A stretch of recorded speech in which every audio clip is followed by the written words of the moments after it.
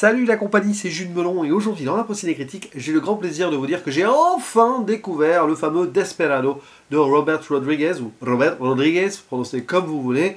Et c'est presque une anomalie car, à l'époque de mon adolescence, j'étais amoureux de son film sorti l'année d'après, Une nuit en enfer, dont je parlerai probablement l'année prochaine d'ailleurs. Mais je n'avais jamais donc pu visionner son précédent. Peut-être que je l'avais raté sur Canal+, et ensuite je me suis un poil désintéressé à son cinéma, même si j'avais beaucoup aimé The Faculty. Et il a fallu attendre donc 30 ans, un peu plus même, à quelques jours près, pour enfin, me faire ce qui est considéré par certaines personnes comme son meilleur long métrage, avec Une nuit en enfer. Et il faut savoir que ce Desperado est une suite d'El Mariachi, dont j'ai déjà parlé sur la chaîne, mais pas avec le même acteur principal. Carlos Gallardo, qui apparaît ici, mais qui est aussi producteur, est remplacé par la star Antonio Banderas. Nous retrouvons à ses côtés Salma Hayek, qui sera dans Une nuit en enfer, comme d'autres des acteurs fétiches de Robert Rodriguez. Parlons évidemment du barman joué par Chish Marin, ou encore du gangster interprété par Danny Trejo, qui a presque d'ailleurs le même look qu'il aura dans Une nuit en enfer.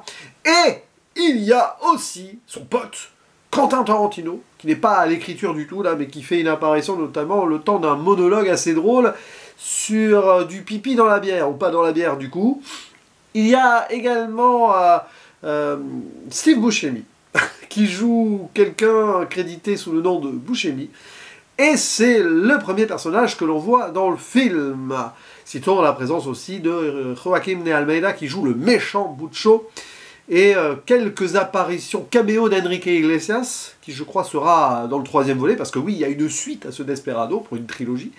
Et il y a également Tito Larriva, le musicien de Tito et Tarantula, qui est là, physiquement, mais qui co-compose aussi la musique avec le groupe Los Lobos. On est à peu près complet sur donc, les prémices ici d'un film qui coûte 1000 fois plus qu'El Mariachi. On passe de 7000 $ à 7 millions, et qui raconte donc l'histoire, après les événements du film d'avant, où il a perdu sa femme, assassiné et tout, de la vengeance du guitariste-chanteur sans nom, El Mariachi, enfin sans nom ou presque, arrivé à la conclusion, on comprend quand même un petit truc, je ferai une mini-zone spoiler sur ceci, qui, bon, évidemment, n'a qu'une idée en tête, c'est se venger de ce monsieur qui a commandité la mort de sa bien-aimée.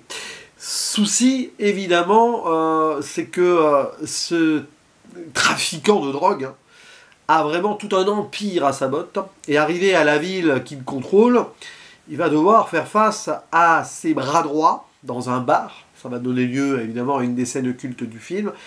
Et plus c'est affinité, parce qu'il va rencontrer des alliés. Alors il en a deux à un moment qui débarquent, mais surtout une femme, Carolina, qui a une bibliothèque et qui va l'aider après qu'il ait reçu une balle. Et un enfant, moment très intéressant de transmission, comme ça, qui lui aussi peut-être est un futur mariachi. Et donc dans tout ce bazar-là, en mode très western, de toute façon, oui, c'est un western, à la Robert Rodriguez, eh bien, El Mariachi va devoir aller au bout, peut-être, de cette vengeance, mais aussi réfléchir sur celle-ci, et sur le sens à donner à tout cela, puisque, évidemment, en rencontrant des gens qui vont peut-être apprécier ou aimer, ça peut changer sa perspective. Bon, sur l'intrigue même, c'est plutôt un prétexte pour ici dérouler un cinéma à la Robert Rodriguez, c'est-à-dire très fun, avec un côté divertissant, choc et cool à la fois. Évidemment, en le revoyant là, j'ai eu presque un voyage dans le temps, car j'y vois évidemment des parentés évidentes avec Une nuit en enfer qui fera l'année d'après. Bon, comme c'est une découverte tardive, je ne peux pas dire que j'ai la même accroche et la même attache, évidemment, à ce Desperado, après donc un premier visionnage, mais j'ai vraiment beaucoup apprécié. Bon, sur les ponts avec Une nuit en enfer, c'est rapide, évidemment, les petits moments de tuerie, les punchlines bien aiguisées, les moments dans le bar, ce bar au début, j'y ai pensé, alors évidemment c'est plus intime qu'Une nuit en enfer, c'était quand même un repère de bikers ou autres routiers, et d'autres choses plus si affinité, je ne dirai rien si vous ne l'avez pas vu, mais j'en parlerai l'année prochaine de ce film. Là, c'est un peu plus tamisé, c'est un peu plus tendu sur certains moments, et ça donne lieu justement à la possibilité de dérouler un cinéma que Robert Rodriguez s'est mené par rapport à des références. Finalement, il s'est bien retrouvé avec Tarantino, souvent, par rapport à ce qu'il a fait après, hein. Les gens disent que Rodriguez est un tâcheron. Bon, c'est oublié qu'il a fait à minima ce Desperado. El Mariachi, bon, c'était un peu de bric-et-brac, mais c'était intéressant. Et surtout Une nuit en enfer, même The Faculty, que j'aime beaucoup. Alors évidemment, il y a toujours les mêmes stéréotypes et les petits moments. Dans le build-up, on reconnaît quand même l'idée, dans le côté, voilà, il y a quelque chose d'assez ludique aussi dans ce qu'il peut mettre en place. Mais il sait mener sa barque dans ce qu'il peut ici, bon, on va dire placer dans un actionneur western. The Faculty, c'est un peu autre chose. Il y a quelque chose de genré, hein, même si le terme est un peu galvaudé, dans son style, qui fait que ça fonctionne super bien dans un ensemble. Évidemment que sinon, sur le plan de la mise en scène pure, il fonctionne par influence claire et certaine. On parle de western, hein, on va pas forcément faire la liste de tout ceci, bien qu'il réussit à moderniser un peu le genre. Il y a aussi du John Woo. À l'époque, quand j'ai découvert Une nuit en enfer, etc., et donc je ne connaissais pas encore Desperado, je n'avais pas vu de John Woo. Depuis, j'en ai vu beaucoup. Là, quand tu vois cette première fusillade dans le bar, c'est clairement cela. Même dans le découpage, c'est-à-dire que montage, etc., c'est super bien fait. Et dans le cinéma américain comme ceci, c'est assez rare à souligner. Donc, il y a eu un travail d'artisan pour reproduire un petit peu ce que le maître hongkongais a pu faire. Ce qui veut dire peut-être, que quelque part Rodriguez ne fonctionne que s'il arrive à, par mimétisme, refaire ce qu'il a aimé avant, donc en tant que cinéphile, parce que c'est aussi un cinéaste cinéphile, pour réussir ces choses. Et c'est un peu comme Tarantino. Alors, Tarantino a une plus grande grandeur de carrière pour plein de raisons, évidemment, mais finalement Rodriguez, sur le début de celle-ci, pouvait être quelque part presque l'égal de son pote. Bon, Desperado, c'est moins ambitieux qu'un Pulp Fiction, bien sûr, sur le côté narratif et tout, mais sur le côté percutant des choses, il y a moyen que pour beaucoup de personnes, et celles qui m'écoutent ici peut-être vont le confirmer en commentaire, ce Desperado fut à l'époque tout aussi culte que donc Pulp Fiction, Reservoir Dogs, etc. Bon, évidemment, la présence de Tarantino aide à faire ce petit moment. Alors, c'est le côté blague, cette petite réflexion-là. C'est purement dans l'idée de placer quelqu'un de bavard, comme dans les films de Tarantino, et c'est Tarantino qui le joue. Tarantino a un rôle beaucoup plus important dans Une nuit en enfer, et qui est beaucoup plus intéressant aussi sur pas mal de choses. Là, bon, c'est plus pour l'anecdote. Quand bien même, ça donne un côté humoristique décalé à certaines situations, parce que dans ce qui se passe autour de ce bar, autour de la bière qui a le goût de la pisse, la blague qui va avec, et cette idée que normalement dans une tuerie, dans un bar, le barman survit toujours, bah, pas tout à fait le cas ici. Et bah, parfois, c'est un peu par erreur que le barman ne survit pas. Donc il y a tout ce délire-là. Et cette mise en place du film est passionnante, parce que l'arrivée de Steve Buscemi qui raconte ce qui s'est passé dans un autre bar, donc pour nous présenter le personnage d'El Mariachi en tant que légende, en tant que mythe sombre, dont on voit pas le visage, à part les cheveux et tout, un peu les yeux à un moment qui apparaissent. Il construit ainsi la légende dans une narration, dans la narration cinématographique, de ce qui s'est passé dans un bar autre, avant donc que ce qui n'est arrivé dans son histoire n'arrive dans ce bar, dans l'une des scènes suivantes. Ça, j'aime bien, le côté un peu imbriqué des choses, qui met en forme ici une narration bien maîtrisée et huilée de la part de Rodriguez, qui sait mettre en place cette situation-là. Ça peut faire un peu tarantinien aussi, d'ailleurs, hein, sur cette perspective. Donc voilà, tout ce passage au départ, finalement, le personnage de Buscemi, il ne sert qu'à cela. Mais c'est assez impressionnant de maîtrise pour... Je crois que c'est son deuxième long métrage au final, parce qu'il y a eu El Mariachi. Est-ce qu'il en a fait un entre les deux? Mais en tout cas, voilà, il fallait le faire. Puisqu'on parle d'El Mariachi, une des scènes marquantes évidemment de ce film est rejouée quasiment à l'identique, mais avec d'autres acteurs, enfin en tout cas Antonio Banderas dans le rôle principal. Ça aussi c'est intéressant dans le côté imbrication, histoire, écho, voilà. Je pense que c'est un film qui fonctionne aussi là-dessus finalement, sur ses références à d'autres films ou d'autres styles préalables. C'est pour ça que il y a ce côté un peu fanservice si vous voulez.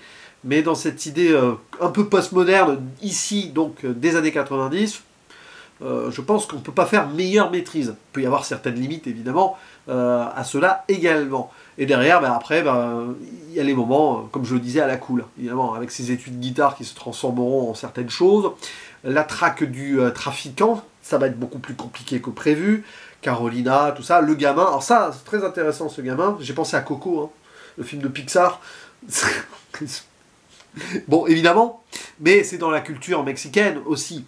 Donc, mais je ne pense pas que les créateurs de Coco, quoique peut-être ils étaient fans de Desperado et ils ont voulu faire quelque chose indirectement ou même inconsciemment par rapport à cela.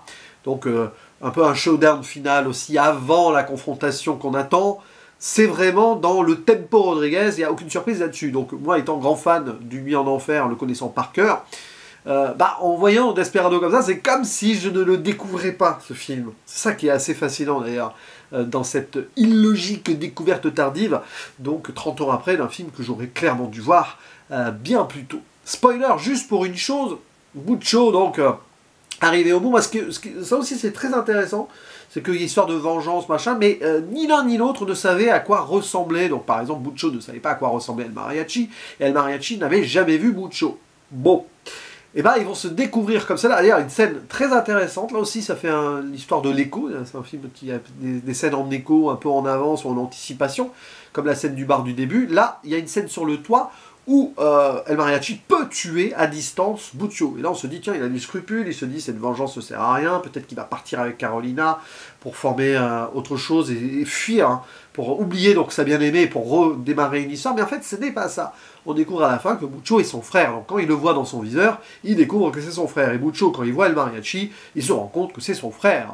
Manitas, je ne sais plus comment il l'appelle. Manitas, c'est peut-être autre chose. Et il lui donne son prénom.